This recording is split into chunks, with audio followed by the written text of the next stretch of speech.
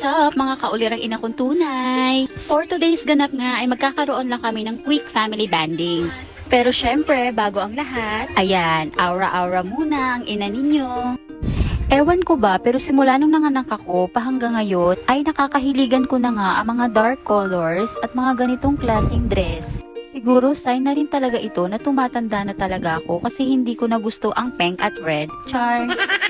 Pagkatapos ko nga maganda-gandahan, ayan, sinunod ko naman ang mga dapat kong dalhin mga gamit ni Aliyah. Kung noon, ang laman ng sling bag ko ay pressed powder, lipstick at kung anek-anek pa, ngayon, ayan na. Wet tissue, extra damit niya, bimpo at higit sa lahat ang aking breastfeeding cloth na bawal ko talagang makalimutan. Dahil exclusive breastfeeding nga ako, kailangan ko yan every time na pupunta kami sa mga public places. At ito na nga, nandito na nga kami sa SM Bikutan. Malapit nga lang ito sa bahay namin.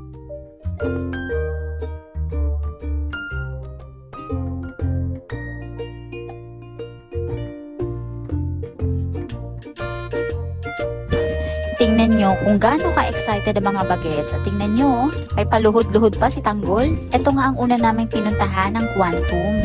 Dahil marami pa kaming tokens na natira nung nakaraan, kaya ito muna ang una naming pinuntahan para maubos na. Tingnan nyo, at dahil hindi maabot ni Tanggol ang bola, ayan, binuhat na nga siya ni Budoy. Huli na nga namin na-realize na may pambata pala na basketball, kaya ayan, for the go naman si Tanggol.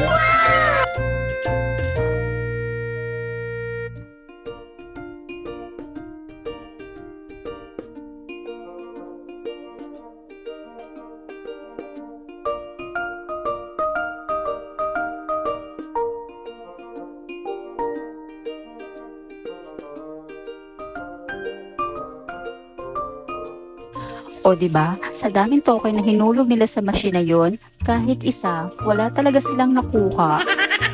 Marami pa nga sila mga sinubukang laro at ito nga na-amaze ako sa price. May pa-luggage bag, mare. Ang dami na nga mga larong pwede mong pagpilian dito. Kaya hindi mo talaga maipagkakaila na hindi talaga mag-e-enjoy ang mga bagets mo kasi tingnan mo naman, iba-iba ang pwede mong malaro. Habang sila nag-e-enjoy sa paglalaro, kami ni Aliyah, ayan, pasayaw-sayaw lang sa Gedli.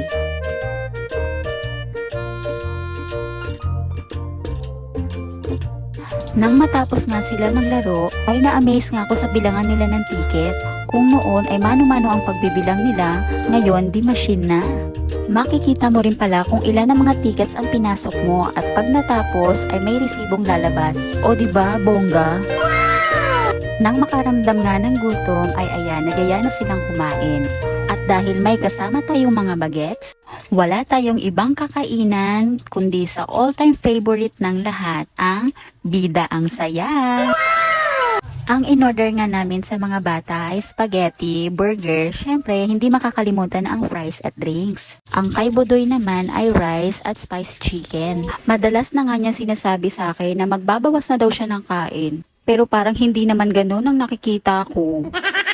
Sinubukan ko nga din pala itong bagong offer nila sa amin na buko pandan na sundae. Syempre, sinubukan ko na rin dahil perfect timing din ito sa weather natin ngayon na sobrang init sa labas. Kaya tingnan nyo yung titig ni Aliyah sa sundae, takam na takam din ng bata.